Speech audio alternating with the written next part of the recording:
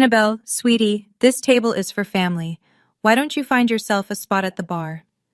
My mom said it with a smile, in front of 30 guests, at my grandmother's 80th birthday dinner. Everyone laughed. A few nodded along like it was perfectly reasonable.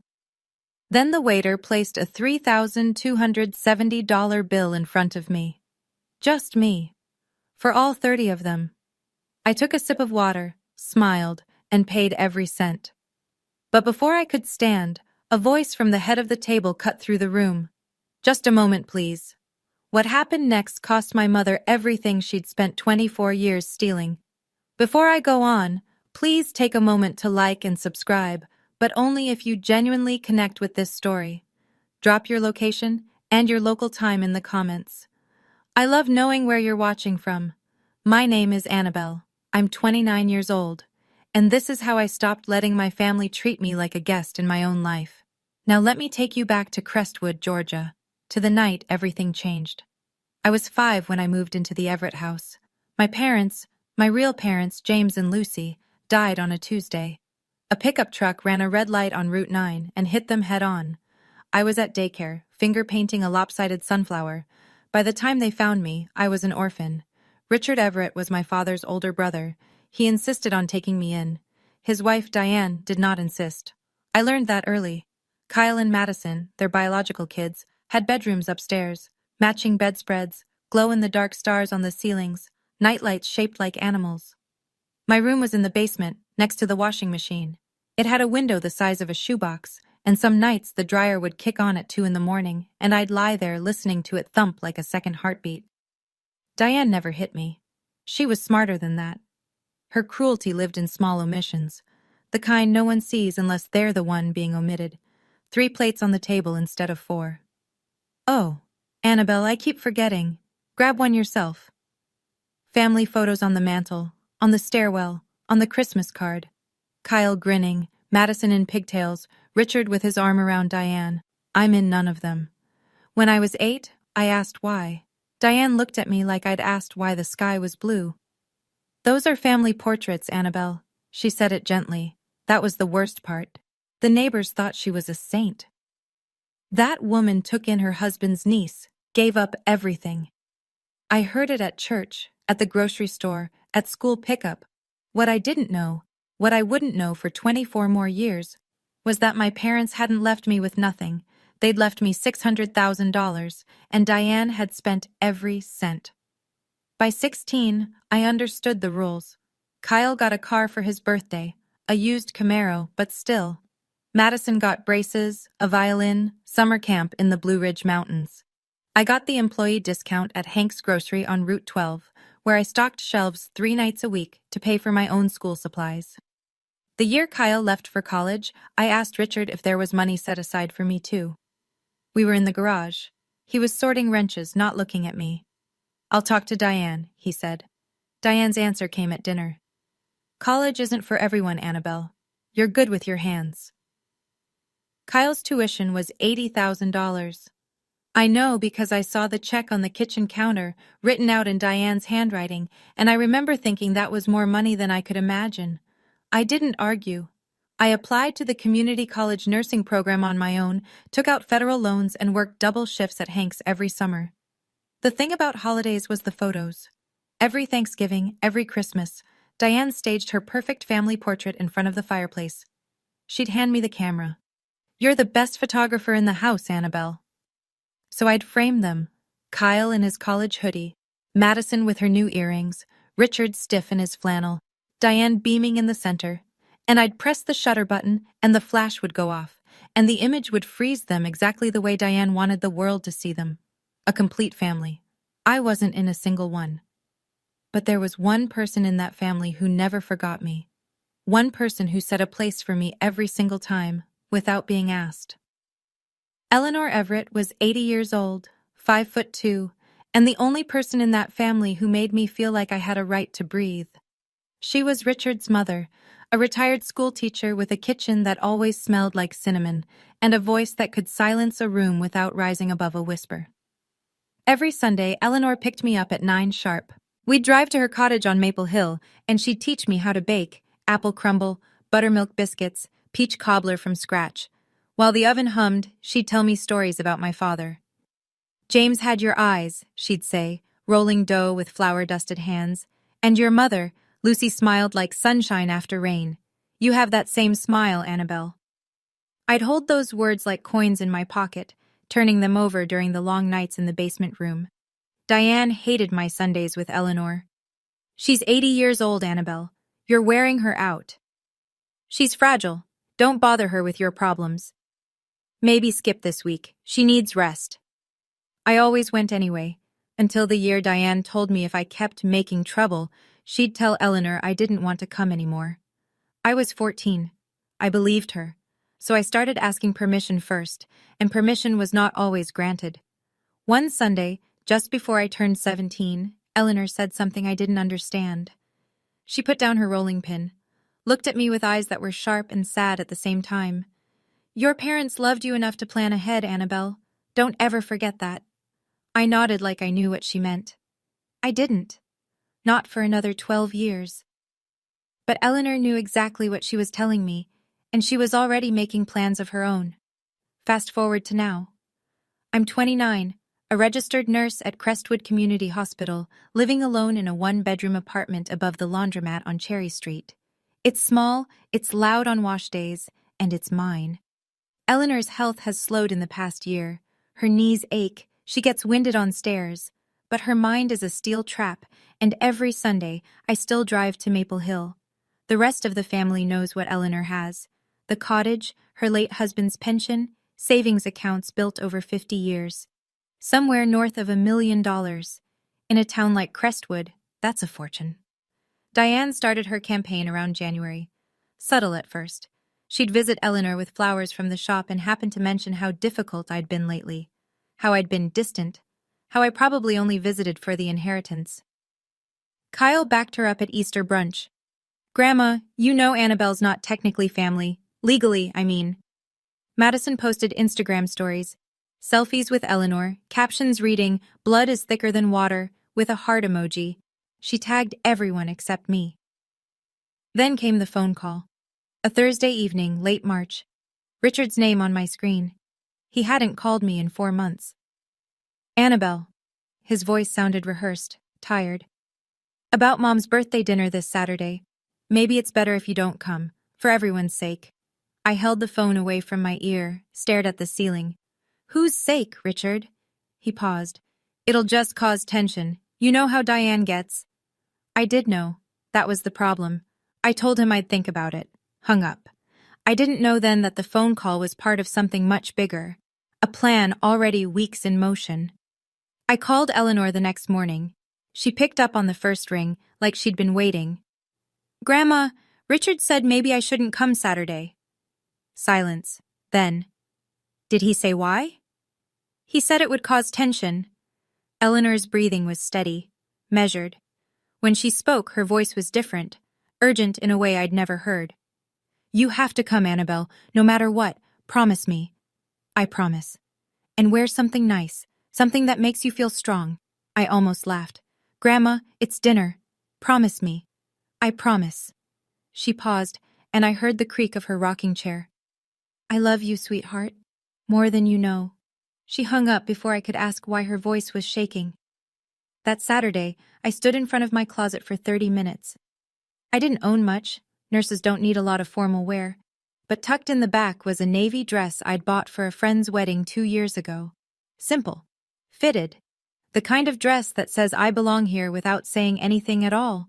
I put on my mother's pearl earrings. The only thing of hers I had. Eleanor gave them to me on my 18th birthday.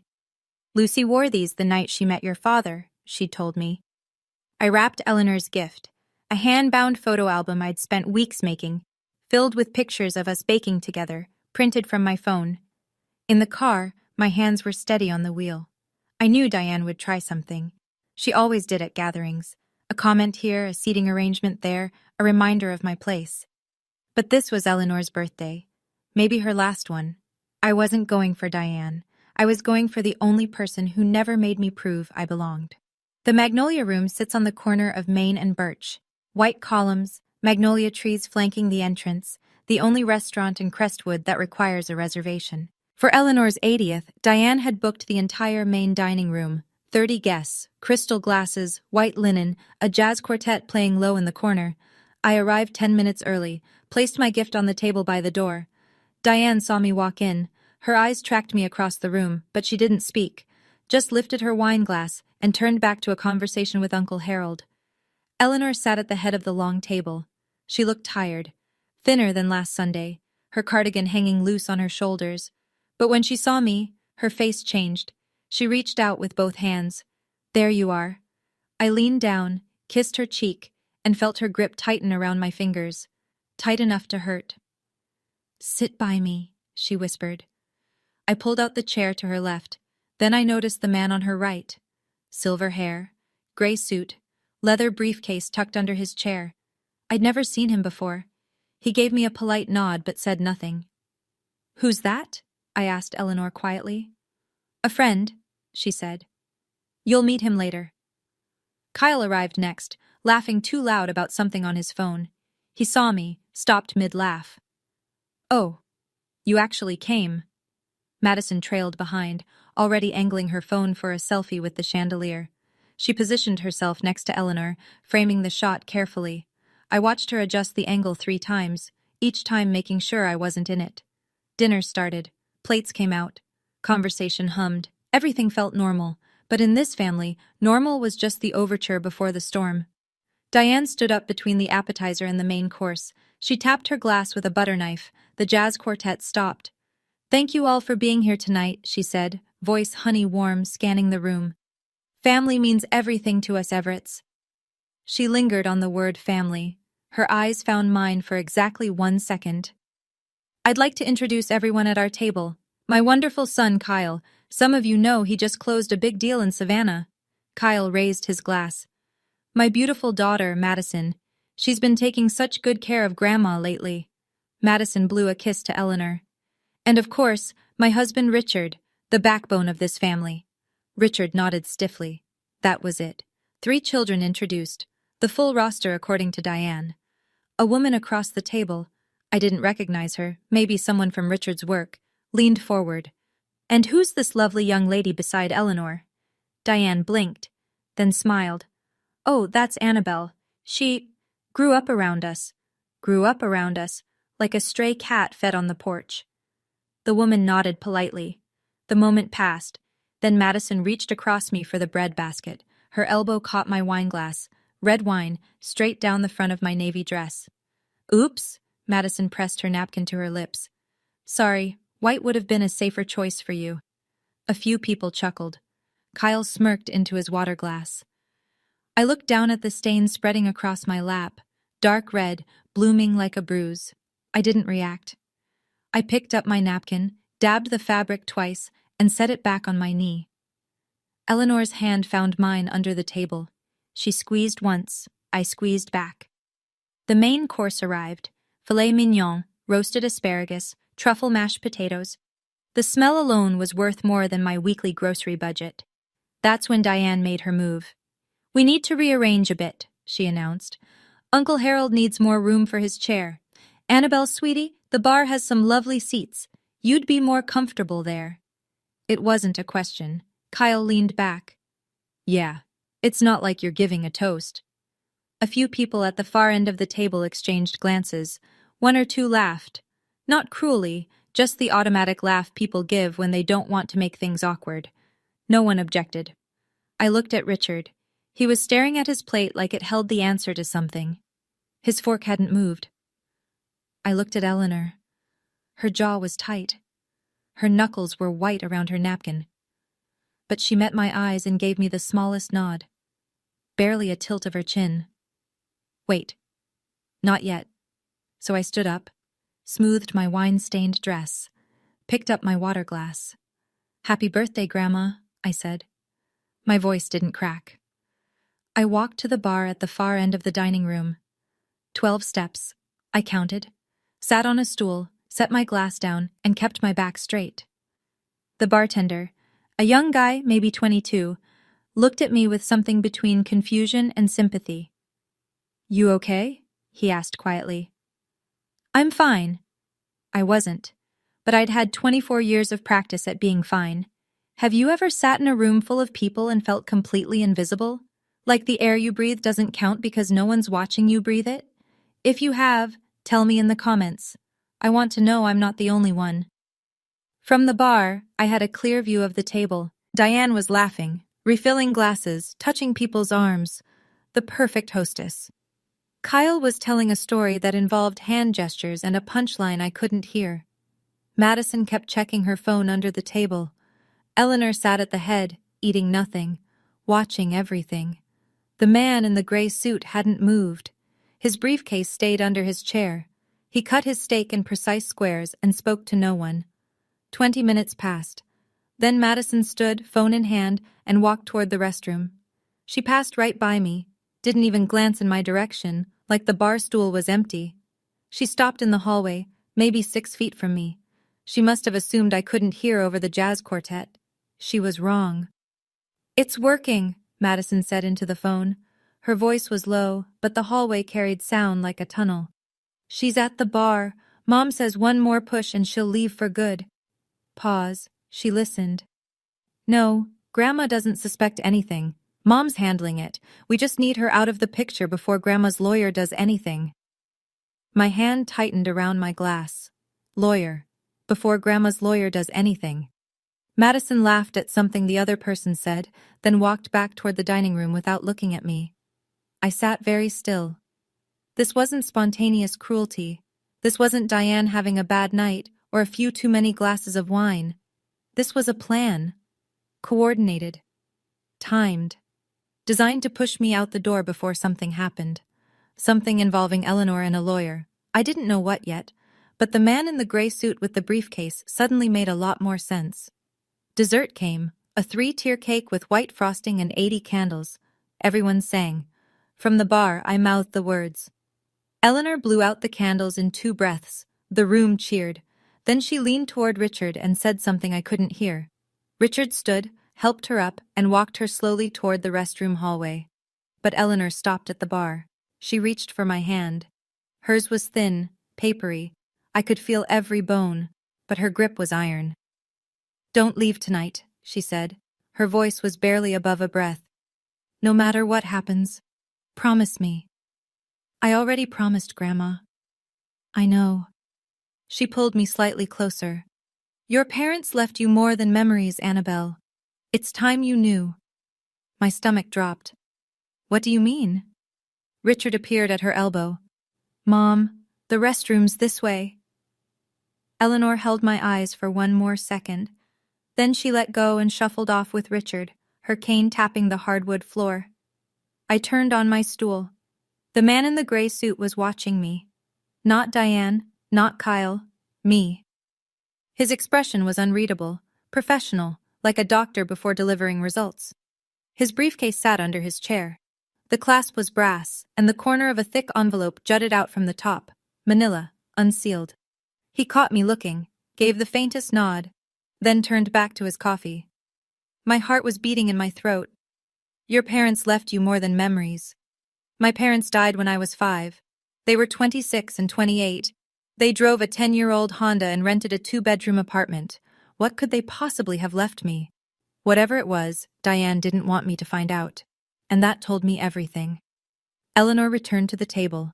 Diane poured her another glass of wine, her 4th by my count. The evening should have wound down. People were checking watches, reaching for coats, but Diane wasn't done. She stood again, glass raised, cheeks flushed. "I just want to say one more thing." She swept her arm across the table. "Being a mother is the hardest job in the world, and sometimes you take on burdens that aren't yours." A few guests murmured in agreement. "When Richard's brother died, we took in his daughter." Diane pressed a hand to her chest. "No one else would. We gave up vacations. We gave up savings. We gave up our space. Our lives, really." A woman near the end of the table spoke up. "That's Annabelle, right? She seems like a sweet girl." Diane tilted her head. The wine made her honest. "Sweet? She's been riding our coattails for 24 years. She laughed, a loose, ugly sound. "Her parents left nothing. Not a dime. We raised her from zero. The room went still. Her parents left nothing. I heard it from 12 steps away, over the jazz, over the clink of glasses, over everything. My mother and father, dead at 26 and 28, buried in Crestwood Cemetery, Plot 14, and Diane was standing in a room full of people telling them my parents left me with nothing. That was a lie. I didn't know how yet, but Eleanor's words were still ringing in my ears. My hand trembled, not from sadness. I'd swallowed every insult for 24 years, every forgotten plate, every missing photo, every she grew up around us. But talking about my dead parents like they were deadbeats who abandoned me, that was the line, and Diane had just crossed it. The waiter appeared at my elbow. "Excuse me, ma'am." He was young, polite, clearly uncomfortable. He set a leather bill folder on the bar in front of me. I opened it. $3,270. 30 guests, filet mignon, bottles of Pinot Noir and imported champagne, 3-tier birthday cake, and every cent of it charged to my name. "Mrs. Everett arranged for the reservation under your name," the waiter said quietly. "She provided your card for the deposit." My card. The supplementary card Diane added me to when I was 17. "For emergencies," she'd said. I'd stopped using it years ago. Forgot it existed. Diane hadn't. I looked up at the main table. Kyle was grinning, watching me over the rim of his glass. Madison had her phone angled toward me, recording.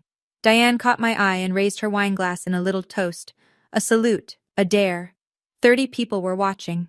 I opened my wallet, pulled out my own debit card, my actual card, attached to my actual savings, the money I'd earned stacking shelves and drawing blood and working back-to-back 12-hour shifts. I handed it to the waiter. "Thank you," I said. "You can run this." He hesitated. "Ma'am, are you sure?" "I'm sure." He took the card. I signed the receipt, tipped 20%. From the main table, Diane's voice floated over like smoke. "See? She knows her place." More laughter, quieter this time. A few guests looked away. I capped the pen, set it down, started to stand. And then, from the head of the table, clear as a bell in a silent church, "Just a moment, please." Eleanor's voice. And it stopped the room cold. Every head turned. Eleanor pushed back her chair. The man in the gray suit stood first, offering his arm. She took it, steadied herself, and straightened to her full 5'2". The jazz quartet had stopped between songs. The timing was accidental, or maybe it wasn't. The only sound was the faint clink of someone setting down a fork. Eleanor looked around the room the way she must have looked at a classroom of restless children. Patient, firm, absolute. "Before anyone leaves," she said, "I have something to say. It is my birthday after all." Diane's smile flickered. "Mom, it's been a long night. You should rest." "Sit down, Diane." 3 words. No volume, no anger, just the kind of authority that comes from 80 years of never bluffing. Diane sat. Eleanor turned to me. "Annabelle, come back to the table, sweetheart." I didn't move at first. 24 years of conditioning will do that. Freeze you in place even when someone's reaching out. But Eleanor held her hand toward me, and something in her face said now. I walked back. 12 steps. The same 12 I'd counted on the way out. Kyle shifted in his seat. Madison lowered her phone. Eleanor waited until I was standing beside her. Then she placed her hand on my arm and said, loud enough for every guest in that room, "You belong here more than anyone at this table." The silence that followed was the thickest I've ever felt, like the air itself was holding its breath. Then the man in the gray suit reached under his chair, pulled out his briefcase, set it on the table, unclasped it, and placed a thick manila envelope next to Eleanor's untouched dessert. Nobody was laughing now. Eleanor rested one hand on the envelope, the other gripped her cane. "Diane just told this room that Annabelle's parents left nothing." She paused. Let the sentence sit.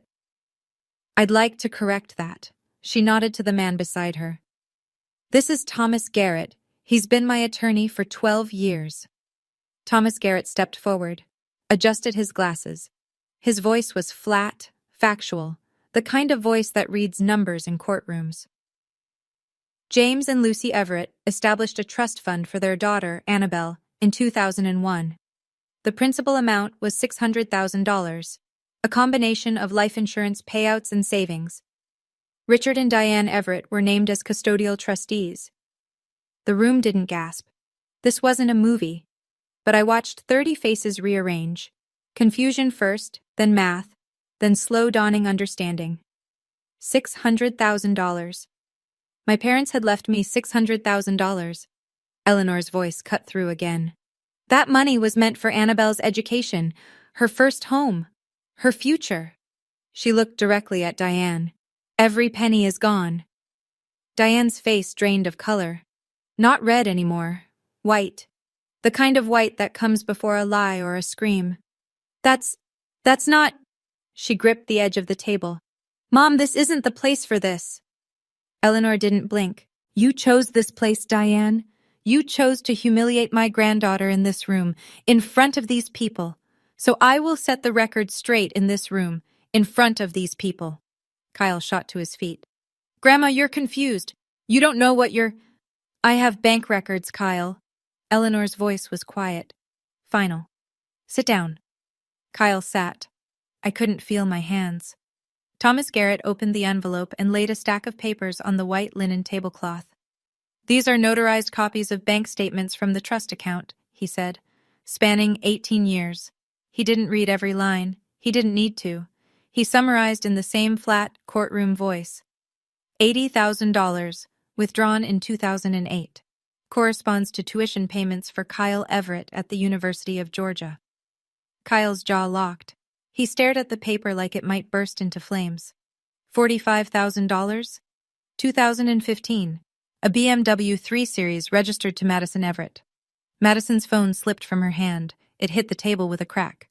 $120,000 between 2010 and 2018. Home renovations at 14 Birch Lane. The Everett family home, where I slept in the basement. $95,000, various vacation expenses, Myrtle Beach, Disney World, Lake Tahoe. Places I was never invited. The remaining balance, drawn incrementally over 20 years, personal expenditures by Diane M. Everett. 30 people stared at those papers. I watched their expressions shift, from polite dinner party neutral to something harder. A woman near the center of the table put down her napkin and pushed her chair back slightly, as if she needed distance from the table itself. Mrs. Patterson, Diane's closest friend, her church group confidant, looked at Diane with an expression I'd never seen directed at her before. Doubt. Madison's voice broke the silence. That money was for the whole family. It was for Annabelle. Eleanor pointed a thin finger at the stack. Her name, her fund, not yours. Richard hadn't moved. His face was the color of the tablecloth. His hands were flat on the table, palms down, as if bracing for an earthquake. I sat there, tears running down my cheeks. I didn't wipe them. Eleanor let the silence hold for 3 full seconds. Then she spoke again. I've spent 80 years watching who in this family deserves what. I've made my decision. Thomas Garrett straightened his tie. Mrs. Eleanor Everett has formally revised her estate plan. Effective immediately, Annabelle Everett is named as sole beneficiary. The room fractured. Kyle knocked his chair backward, standing up. You can't do this! Madison started crying. Loud, messy sobs, mascara streaking. Diane's voice was a blade. She's not even your real grandchild! Eleanor turned to Diane, slowly, the way you turn to face something you've seen coming for a long time. She is my son James's daughter. She is more Everett than you will ever be, Diane. Kyle jabbed a finger toward me. This is manipulation. She's been working on Grandma for years. Eleanor didn't raise her voice. The only person who manipulated anyone in this family is sitting right there. She pointed her cane at Diane. The tip trembled, but the aim was exact. Richard still hadn't spoken. He sat with his hands flat on the table, staring at the candles, looking like a man watching his house burn from the inside. I opened my mouth, closed it, opened it again. I didn't ask for any of this, I said. My voice was steady. Barely. I just wanted to have dinner with my grandmother. Eleanor reached into the pocket of her cardigan, pulled out a photograph, creased and soft from years of handling. She held it up. A man, young, dark-haired, grinning, holding a toddler in a yellow dress. Your father asked me to look after you, Eleanor said. I'm keeping my promise. I took the photo. My father's face. My face. Together. But there was still more to come. Diane shoved her chair back. It hit the wall with a crack that made the bartender flinch. This dinner is over. She grabbed her purse, then spun toward Eleanor. You're clearly not in your right mind. We'll have this thrown out by Monday. Thomas Garrett reached into his briefcase and produced a second document. He set it down like a man laying cards on a table. Mrs. Everett was evaluated 4 weeks ago by Dr. Fiona Reed, board-certified geriatric psychiatrist in Atlanta. Full cognitive assessment. He paused. She is of sound mind. The report is notarized and filed. Diane's mouth opened, closed, opened again. Nothing came out. She turned on me. Her voice was raw, stripped of honey, stripped of everything except venom. You did this. You poisoned her against her own family. I looked at her from across the table, wine stains still on my dress, eyes still wet, hands still shaking. But my voice came out clean. I've been sitting at the bar for 2 hours, Diane. When exactly did I do that? A sound moved through the room. Not laughter, not a gasp, but something between them. A release. Several guests looked down. One man rubbed the back of his neck. Mrs. Patterson stood up. She walked to Diane, leaned close, and asked in a voice she probably thought was a whisper, but carried across the silence like a gunshot. Diane, is this true? About the trust fund? Diane didn't answer. She grabbed Richard's arm. We're leaving! Now! Richard didn't move. Richard. He looked at her. For the first time all night, something moved behind his eyes. Something that looked like it had been caged for a very long time. No, he said. Not yet. Diane changed tactics the way weather changes in Georgia. Sudden, total, without apology. The venom vanished. Her shoulders dropped. Her chin trembled. Tears pooled in her eyes, and when she spoke, her voice was a quivering thread. I gave up everything for that girl. She pressed a hand to her chest. 24 years. My youth, my energy, my savings. And this is how I'm repaid? Kyle wrapped an arm around her. It's okay, Mom. We'll fight this.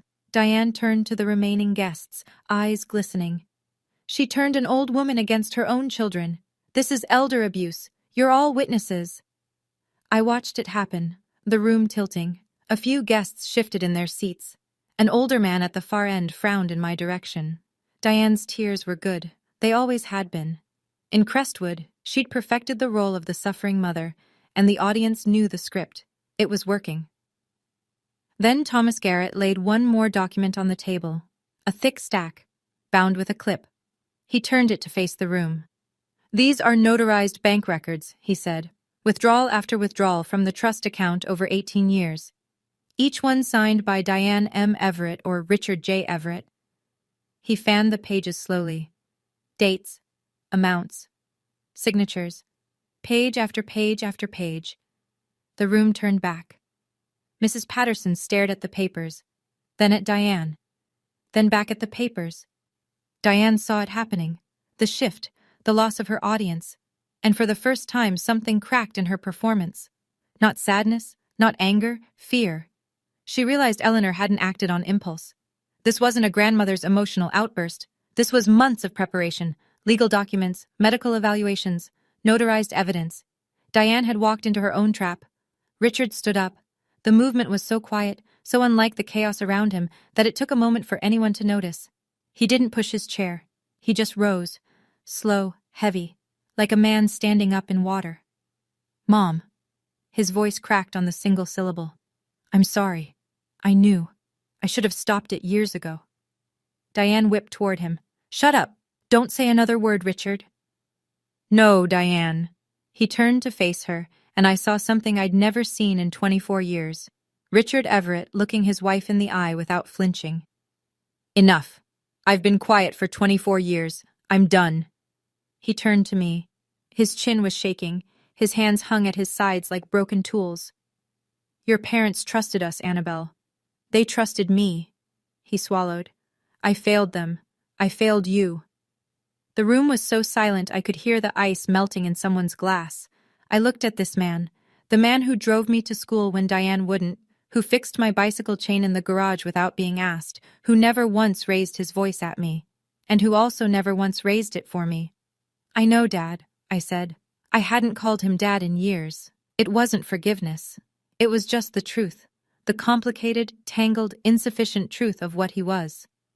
Kyle stared at his father like he was watching a stranger. Madison stopped crying. Then Richard reached into his back pocket, pulled out something small and creased, a handmade birthday card, construction paper, childish handwriting. Annabelle wrote this for you 15 years ago, Mom, he said to Eleanor. Diane threw it away. I kept it. Eleanor took the card with trembling hands, read it, and wept. I stood up. Not fast, not dramatic, just stood, the way you stand when you've made a decision that took 24 years to arrive. The room was watching. 30 faces, some sympathetic, some stunned, some already composing the version they'd tell tomorrow at church or the grocery store. I didn't care about any of those versions. I looked at Diane. I'm not going to yell, I said. I'm not going to call you names, but I'm done being the person you wipe your feet on. I'm done sitting at the bar while you decide who counts as family. Diane's mouth moved, but nothing came out. I turned to Kyle and Madison. I don't hate either of you, but I won't pretend anymore. Madison looked at the floor. Kyle looked at the wall. Neither of them looked at me. I turned to Eleanor, took her hand. Thank you for keeping your promise to my dad. Eleanor squeezed my fingers. Her eyes were still wet, but she was smiling. A thin, fierce, satisfied smile. Then I faced the room one last time. 30 people. Crystal glasses. White tablecloths stained with an evening no one would forget. I paid the bill, I said. That's the last thing I'll ever pay for this family. I helped Eleanor to her feet. Thomas Garrett collected his briefcase, tucked the documents inside, and followed us toward the door. Behind us, Diane's voice clawed after us. You'll hear from our lawyer. Eleanor stopped, turned, looked at Diane over her shoulder with the patience of a woman who had been planning this moment for 2 years. Please do, she said. Thomas is very thorough. We walked out into the March night. The air was cold and sharp and clean. The real fight was just beginning. 2 weeks later, Diane launched her counteroffensive. The Facebook post went up on a Tuesday afternoon. 12 paragraphs of carefully crafted victimhood. She described herself as a loving mother who'd sacrificed everything for an ungrateful adopted child. She wrote about Eleanor's declining mind and my calculated manipulation of a vulnerable elderly woman. She used the phrase elder abuse 3 times. In a town of 9,000 people, that post spread like fire through dry grass. By Wednesday morning, it had 200 shares. People I'd known my whole life started looking at me differently. A nurse at the hospital asked me, voice low in the break room, "Is it true about your grandmother?" A neighbor crossed the street when she saw me coming. Then came the legal assault. Kyle hired a lawyer, Brian Prescott, the most expensive attorney in the county, and filed a petition to challenge Eleanor's will. The grounds: undue influence. The claim was that I had isolated Eleanor from her family and coerced her into changing her estate plan. The irony was so thick I could have choked on it.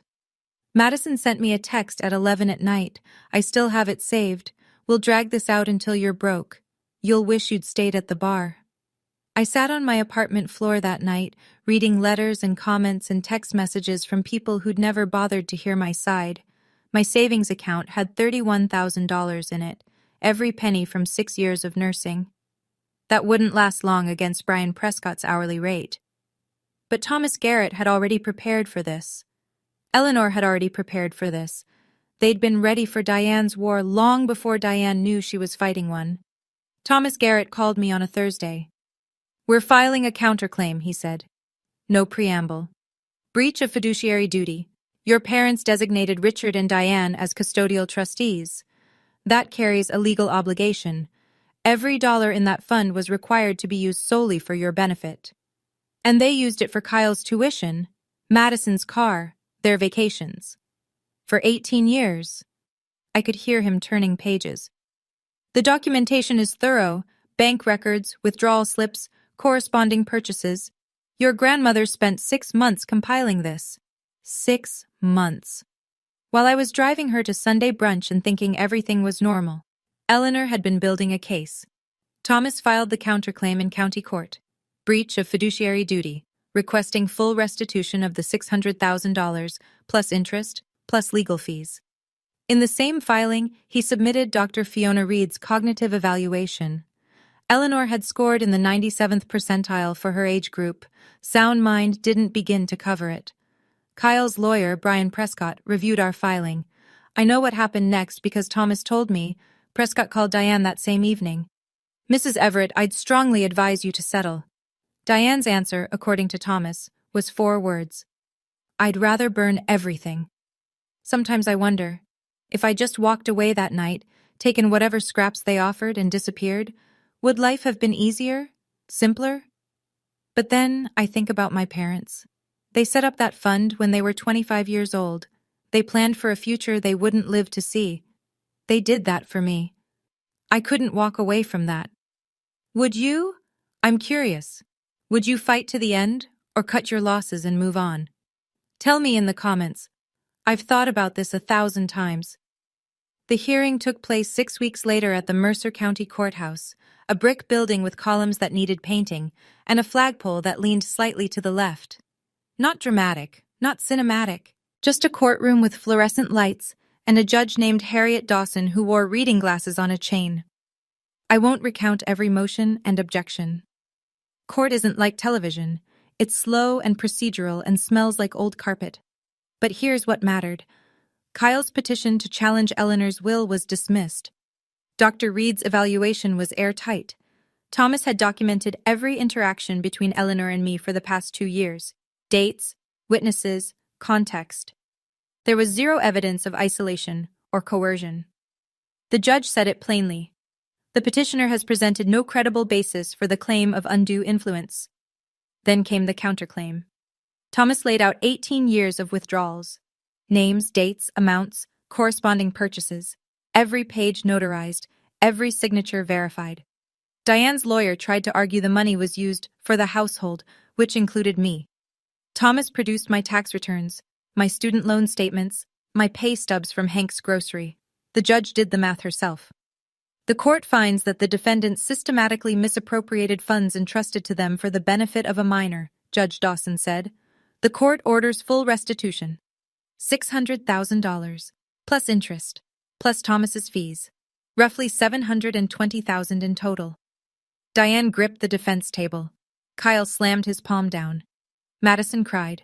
Richard sat perfectly still, hands folded, and said nothing throughout the entire proceeding. We walked out into the parking lot, Thomas, Eleanor, and me. The sun was harsh and bright. Then I heard footsteps behind me, Richard jogging to catch up, holding a battered shoebox against his chest. Richard held out the shoebox. His hands were shaking. This is everything I saved, he said. Photos, your mother's journal, your birth certificate. Diane wanted to throw it all away after the funeral. I hid it in the garage behind the paint cans. I took the box. It weighed almost nothing. I'm not asking you to forgive me, Richard said. I just didn't want you to lose them twice. He turned and walked to his truck. Didn't wait for a response.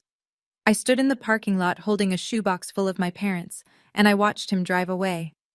That was the last time Richard and I spoke face to face. The fallout in Crestwood was swift and merciless. The way small towns handle scandals they can't ignore. Diane's Facebook post, the one with 200 shares, became evidence of a different story. People reread it through new eyes. The comments section turned. Mrs. Patterson, the church group friend who'd asked Diane about the trust fund at the restaurant, called Diane the following Sunday. I think you should find another church group, Diane. The flower shop on Oak Street, Diane's Petals, the one she'd run for 15 years, lost 1/3 of its customers in a month. In a town that runs on reputation, a court ruling is a scarlet letter. Kyle's real estate firm let him go. His boss didn't cite the case directly. He said, if you can't manage your own family's finances, how can clients trust you with theirs? Madison, who'd never held a job longer than 3 months, lost her only income source, Diane's support. She applied at a grocery store on Route 12. The same Route 12 store where I once stacked shelves at 16. Some things come full circle without anyone planning it. Even after the ruling, Diane's version of events still floated around certain corners of Crestwood. Some people believe the first story they hear, no matter what comes after. I was still the gold digger to a handful of neighbors. Still, the adopted girl who manipulated a sick old woman in a few group chats. Then Nora got involved. Nora Beckett, my best friend since 10th grade, now a reporter at the Crestwood Gazette. She didn't write a puff piece. She didn't write a hit job. She wrote a straight, fact-based article. Court records, bank statements, the timeline. No opinion, just truth, laid out chronologically. It ran on the front page of the Wednesday edition. In a town that still reads its local paper, that mattered. The comments section and the letters to the editor that followed told a different story from Diane's Facebook post. This time, people had receipts. What surprised me most wasn't the public support, it was the private kind. Letters started arriving at my apartment, handwritten, some of them, from other adopted kids in the county. Adults now, sharing stories I recognized like reflections in a mirror. The different rules, the missing photos, the gratitude expected for basic shelter.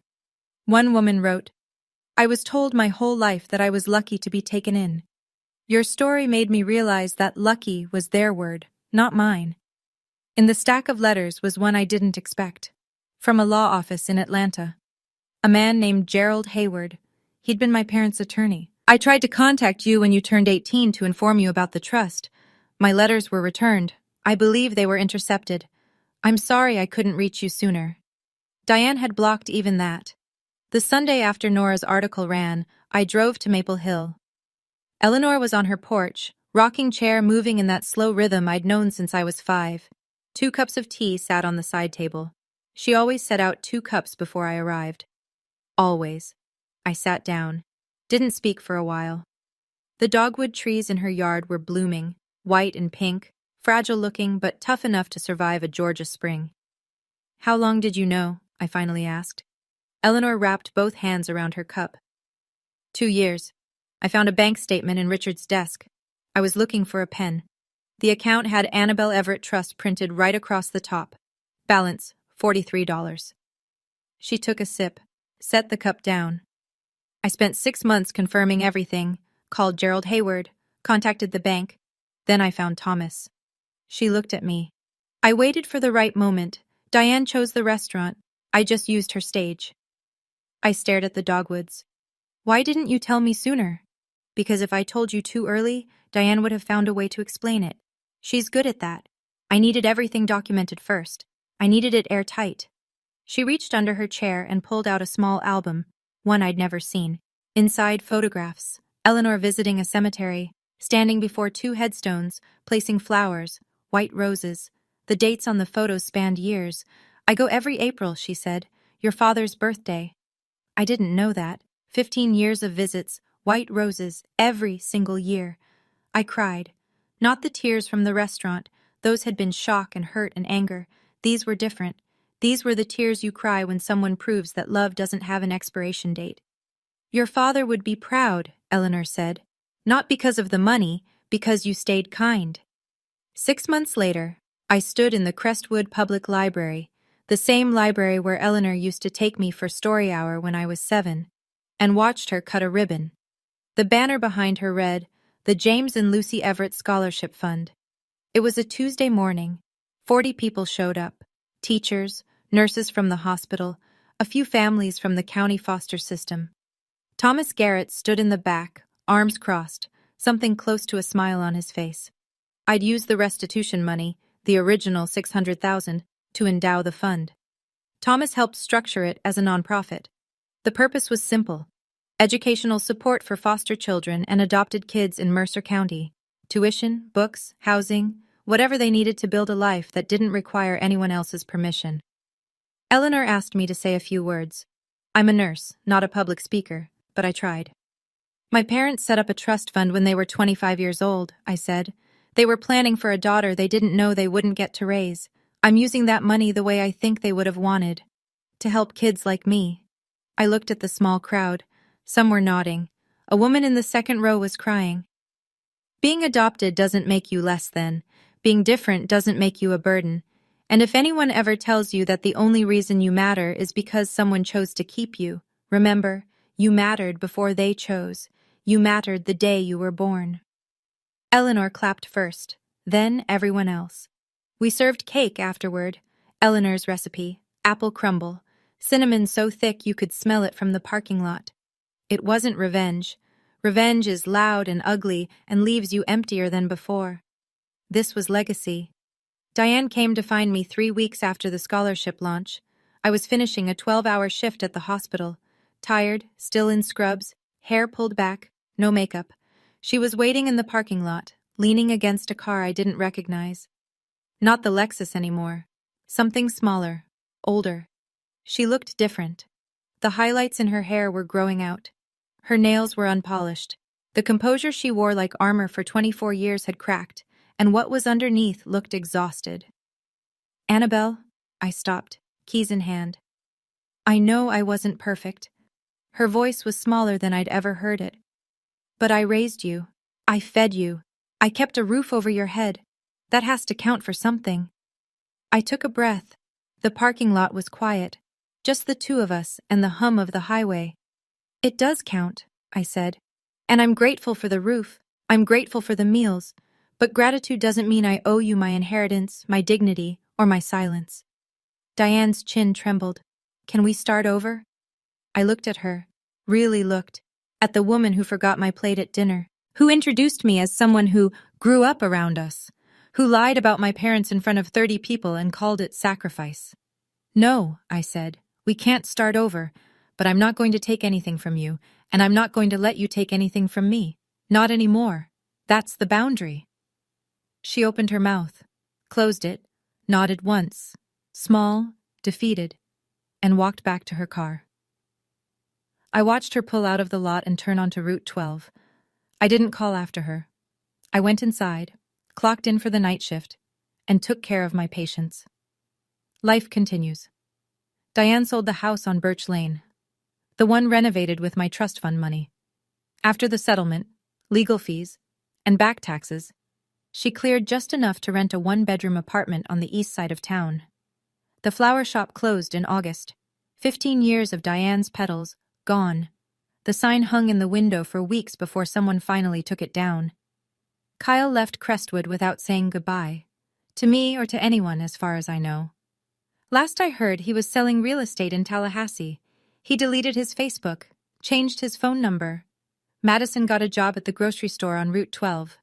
The irony writes itself, and I won't underline it. She works mornings. I sometimes see her car in the lot when I drive past. We don't wave. We don't pretend. Richard filed for divorce the month after the court ruling. He moved into the Pinecrest Motel off the highway. He sends me a letter every month, handwritten, on yellow legal pad paper. He doesn't ask for forgiveness. He writes about going to therapy, about the things he should have said 20 years ago, about learning to sit with guilt instead of hiding from it. I read every letter. I keep them in a drawer beside my bed. I haven't written back yet. I don't know if I will, but I don't throw them away. That feels like something. Maybe one day it'll feel like enough. Eleanor is still here, still sharp, still making apple crumble every Sunday. The difference now is that I drive to Maple Hill and park in the driveway without checking my phone first to see if Diane has given me permission. I don't need permission anymore. I never did. I'm not telling you this story to gloat. I'm telling you because for 24 years, I believed that belonging was something other people could give me or take away. That if I was just quiet enough, grateful enough, small enough, eventually Diane would look at me and see a daughter instead of a debt. She never did. And that was never my failing. It was hers.